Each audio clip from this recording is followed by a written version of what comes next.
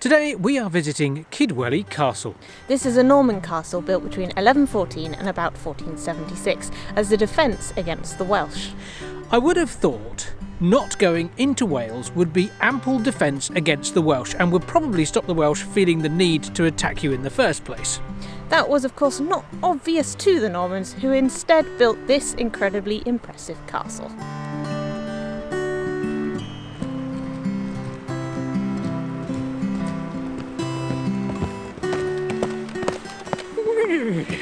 Now, if you are a fan of Monty Python and the Holy Grail, you can go, "Come, Patsy."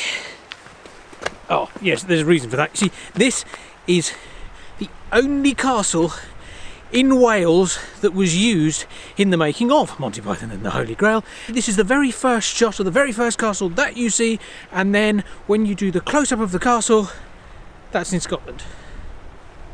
But hey-ho. It does give me the opportunity to go, "Come, Patsy." Oh, sorry, that way.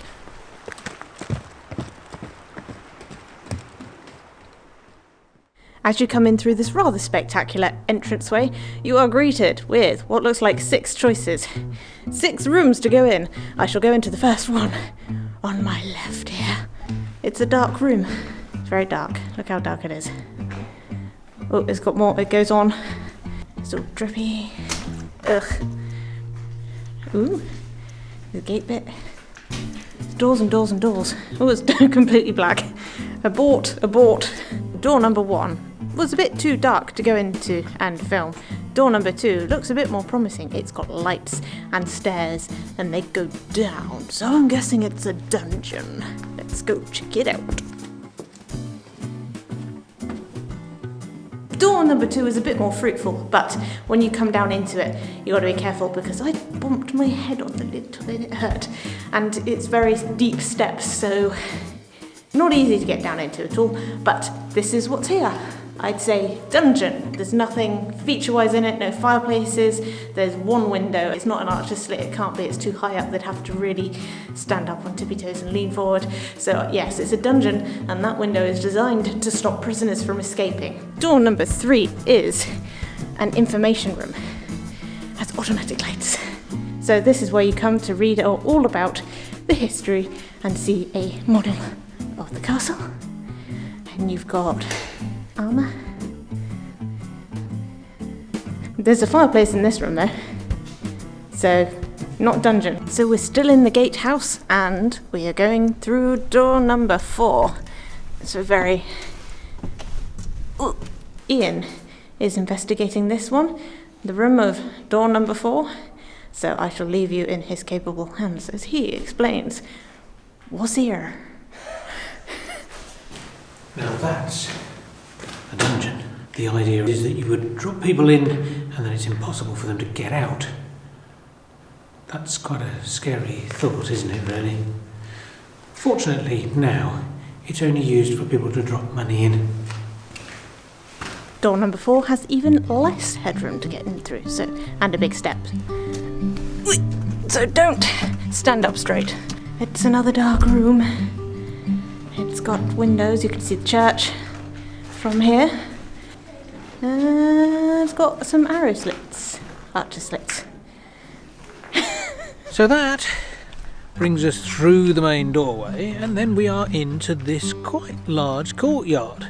It always seems a bit strange to me that you'd have a big tower in the middle of a castle. I mean, I can understand it. You want somewhere that you can go and escape to if your walls are breached, which I suppose is something that happens from time to time. But still, this is the inside of the outside wall, and that is a fireplace. And there are foundations around it, which would suggest that this was quite a grand room, really. I mean, it might simply have just been a guard room, so that the guards that were patrolling the tower could pop inside from time to time and keep warm. So Kidwelly has 4 towers. 4 towers is quite a lot of towers for anyone, and these towers each had a different purpose. So you had the Lord's Tower, and apparently that's where the Lords lived. You had the Exchequer Tower, and that was where all the financial stuff happened. And then you've got Julian and Margery Meredith towers, and apparently it's not really known what they were used for, but it is suspected that it was used for prisons. This is the inside of one of those towers. And it really is quite cramped because of the thickness of the walls, but what it has got, it's got really deep windows that end in archers' slits. Now, we are on what we in the UK call the second floor. That means you've got a ground floor, a first floor, and then you've got this, the third floor, and there are at least 2 other floors above me, and they've all got archers' slits. So, if you've got a number of highly skilled archers, you can pick off your enemies really quite efficiently from one of these. And let's not forget, they've got 4 of them. This is not a place you want to attack.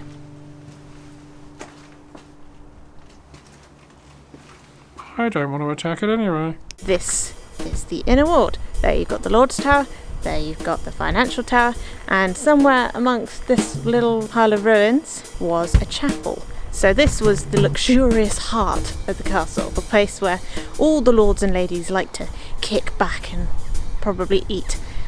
You could probably kick back quite a long way here. The size of this place is astounding. It really is. I'd forgotten how big it was. The lovely people of Cadw have come along and put signs up, and this one says Later Hall, which makes me think that this was a hall that was built, you know, later. And then you've got more buildings. Here is another hall-like building. There's more stuff built into the outer wall as we move around, and all of that is inside a great big defensive wall. And when I say great big defensive wall, I mean great big defensive wall. This thing is, it means it. Here's some sections of wall. That's a big wall, isn't it?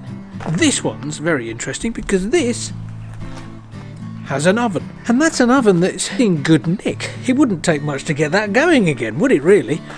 I mean, obviously you'd need to find something to burn in it, but you could be baking bread in no time, which sounds like a rather nice idea. I think this is my favourite castle. I really do. This one's special for some reason, and I don't know why. Maybe it's because it's just got all the right things. This is another one of those labyrinthy places. There's loads of doors and they all kind of interconnect and lead off one another, and you think you're going into one room and then there are 3. I came up to the bit above the gatehouse. There's a flight of stairs that takes you up to the middle floor. I find a flight of stairs and I think, oh, I can go in and up the flight of stairs. Look, I'll show you. So, I go up these stairs. They come straight down here and back into the room we've just come. I don't know why, but it made me laugh. Maybe I need to get out more. Oh wait, I'm out. Yeah! This one is, in fact, the kitchen. This is the biggest room, it's the nicest room, it's the least drippy. The window's nice and big. They've got a couple of kitchens, because they've got a kitchen downstairs as well that was a much bigger building. It did say later kitchen, so this must be the earlier kitchen. This rather interesting looking set of structures behind me that all looks a bit fallen down was at one point the North Gatehouse. You didn't just have one, you had 2, and this one was quite impressive in its day because it had a drawbridge. I can only assume it probably had gates and a portcullis and all that stuff as well, but it had a drawbridge, and I love a good drawbridge. If you look at what's left here, you can see that there were some great defensive positions here. It's going to be a bit difficult to get in here if you didn't know the password, which, this being a Norman castle, was probably in French.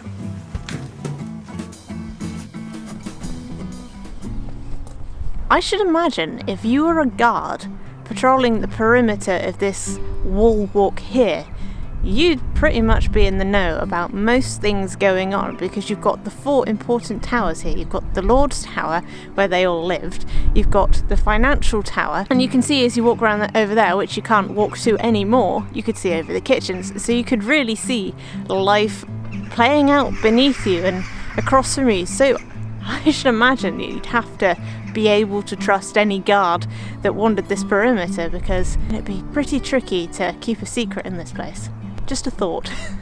It may be a bit of an overcast day, and it's not going to be long until it gets dark, but the views from up here are still fantastic. Now I can see all the way over to the estuary of the River Towie over there, and if I'm not wrong in my geography, then theoretically I should be able to see Llanstefan Castle over there as well.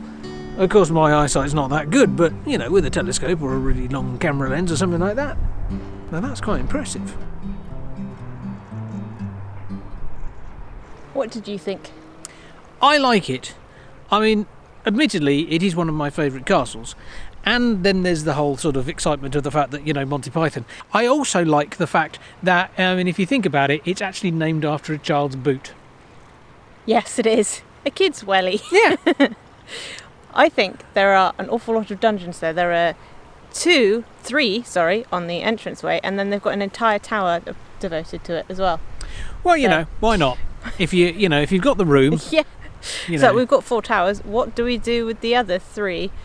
I can only imagine that, you know, being Norman in Wales was probably quite hard work, because I should imagine that the Welsh were very good at doing whatever it is that the Welsh did to annoy the Normans. So throw pointy things at them. That's how it all worked. Yes. In the medieval ages, people threw pointy things at each other until one side went away.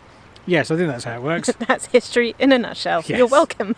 Yes. Anyway, that being said, I think it's time for us to go away. Yes. So, you shall see us next time. TTFN. See what I did there? Yeah.